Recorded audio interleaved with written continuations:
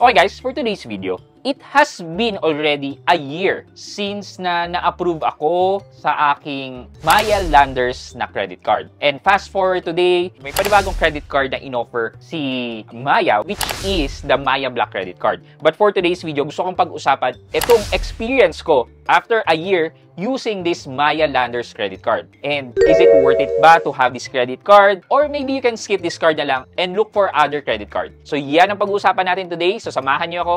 Sit back and let's discuss coming right up.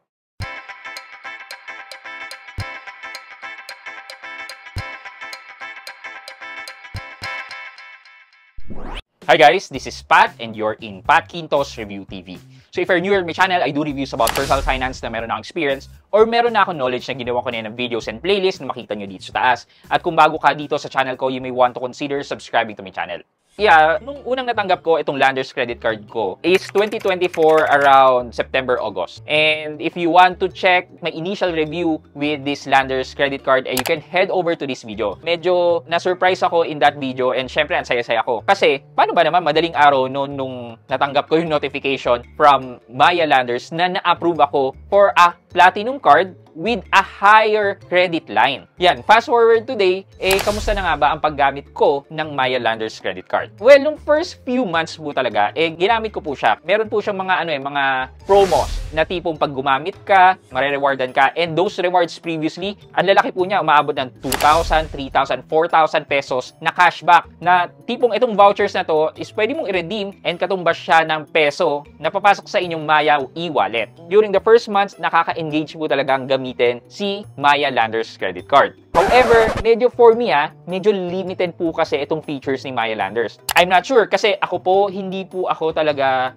yung nag-grocery sa Landers. Nakapag-grocery na po ako sa Landers mga ilang beses, and my experience medyo pang high class po siya. Or maybe ako lang po yun, pero para sa akin po hindi po siya para sa akin na dun po ako sa pangmasang grocery. But if you are always doing your grocery sa Landers, I think okay po yung rewards nila. So, ito pong Landers credit card na to, wala pa pong other features na katulad ng installment, yan, or buy now, pay later, as in, wala pa po. As in, para po siyang Z card na charge card. Though, ang pinagkaibahan naman po nila ni Z and itong Maya Landers credit card is that kay Maya Landers, meron po kayong minimum amount due. Na tipong kung hindi nyo kayang isettle lahat yung inutang nyo sa isang buwan, you can settle for the minimum amount due. But I don't recommend that po. Kasi dyan na po magsisimula, naaasa na po kayo dito sa credit card. Kaya, for me guys, maganda magkaroon ng credit card para sa mga benefits and points, pero wag na wag po sana natin na hindi bayaran in full. But it's your decision naman po, kayo po nakakaalam ng finances nyo. So basically, yung minimum amount due ang pinagkaiba nila ni Z credit card. But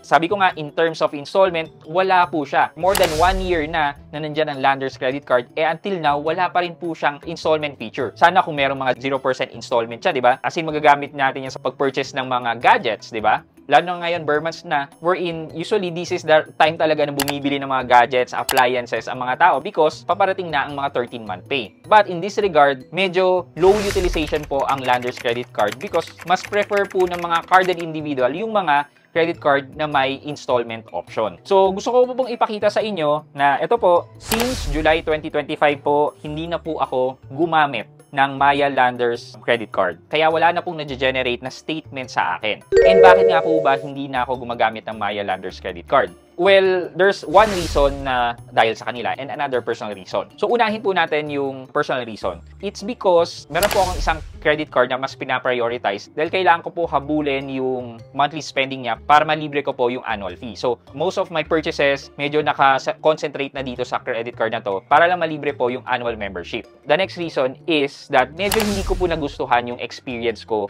with Maya's customer service. Though yes, it is within their legal rights naman po talaga. But for me kasi napakaaga po na mangolekta po sila or mag-remind po sila ng ating mga dues. So, during that last time na ginamit ko po siya, 10 days pa lang po, tumatawag na po sa akin yung Maya Customer Service na nagpapaalala na kailangan kong bayaran yung inutang ko sa kanila. Maintindihan naman po talaga natin yon. Pero sana, ang gawin po nila dito is tinignan po nila yung history po ng account. Makikita naman sa account na, etong account na to is wala naman pong late. On time po magbayad and even advance pa magbayad. So, I guess it's just right na ibigay po natin sa kanila yung benefit of the doubt na magbabayad po sila. hindi po yung magre-remind po tayo. And guys, okay lang naman po yung reminder. Sana lang po yung reminder would come at a later time. Pwede naman po sila mag-remind through text, through email. And kung yun naman po, wala naman pong problema doon. And mas ma-appreciate po yun. Pero yung parang every 2 days, mula nung 10 days before mag-due date, tumatawag po sila. Parang for me, nakaka-bad trip lang naman po. Kasi hindi naman po ako na-late. Hindi ko po sinasabi na wag po silang tumawag. Pero sana po, meron po silang filter na tipong pag nakita nila na okay naman po yung account, maybe 3 days before na lang silang tatawag pag hindi pa na-receive yung payment. And again, pwede nga naman sila magpadala ng text messages and email. Pero parang lang po, siguro aminado po ako na parang nakakatapak po sila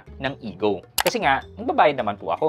After that, pangungulit po nila na every 2 days nagre-remind through call, binayaran ko na po lahat and I stopped using my Maya Landers credit card. And yun nga, because of meron din akong credit card na kailangan kabulin, nag-totally switch na lang po ako dun sa credit card na yun. And yan, naka-freeze lang lagi itong credit card ko with Landers. Hindi natin alam, baka gamitin ko pa po later on, kaya hindi ko po siya pinapa-close. And also pala, speaking of closing the account, when you requested for the account closure ng isang credit card dahil wala na kayong utang or hindi nyo kailangan, there's a high probability na bababa ang inyong credit score. Bakit? Kasi, kunyari, meron kayong 3 card. Sabihin natin 700,000, 700,000, 700,000. So, that's 2.1 million na kagad. So, basically, in terms of utilization, let's say, dito sa card, meron kayong 350. Dito sa another card, meron kayong 350. Dito sa Landers nyo, hindi nyo ginagamit. So, basically, meron kayong nagamit na 700,000 pesos over 2.1 million. Thus, yung utilization nyo ng credit card ay roughly nasa around 35% lang. Na ngayon, kung nagpa-close po kayo ng isang credit card, yung 2.1 million ng total credit line nyo is mababawasan. Magiging 1.4 million na lang. Yung utang nyo na 700,000 over 1.4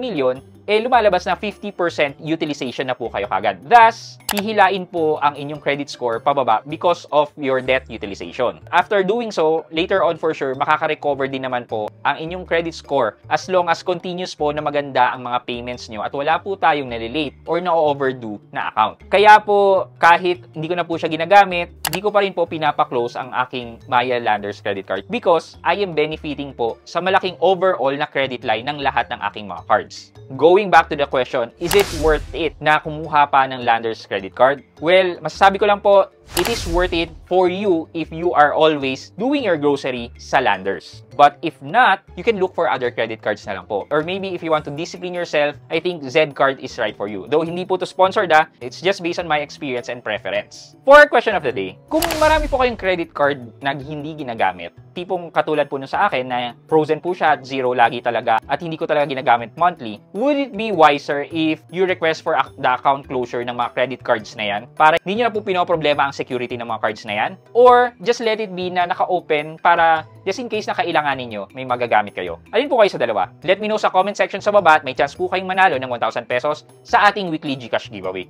Yun lamang po for today's video, but before we end this video, mag-shoutout po muna tayo at shoutout kay Tambalanista Ethan. At Tambalanista Ethan, sabi po niya, ang aga ko today. Hahaha, pa-shoutout po kay Tambalanista Ethan. Shoutout po sa inyo. Thank you so much po for watching and supporting my videos. Maraming salamat po.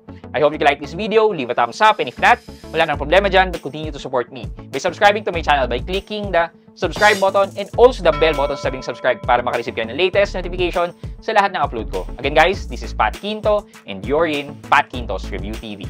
Bye-bye!